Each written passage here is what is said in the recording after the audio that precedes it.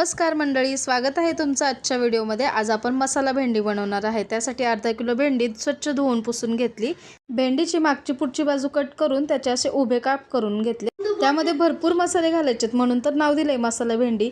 बेडगी मिरची पावडर, मिरची पावडर, कांदा मसाला, हळद, गोडा मसाला, धणे पावडर आणि चवीपुरता मीठ। भाजलेल्या शेंगदाण्याचा 6 ते 7 चमचे कूड घातलेला आहे। चाट मसाला घातलेला आहे। 1 चमचा तेल घालून हे सर्व मसाले भेंडीला छान चोळून घेतले, त्यामुळे भेंडीला चांगली चव येईल।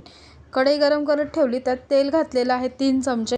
मोहरी घातली, मोहरी चांगली तडतडली की कढीपत्ता, जिरं, कांदा घातलेला आहे उभा चिरलेला।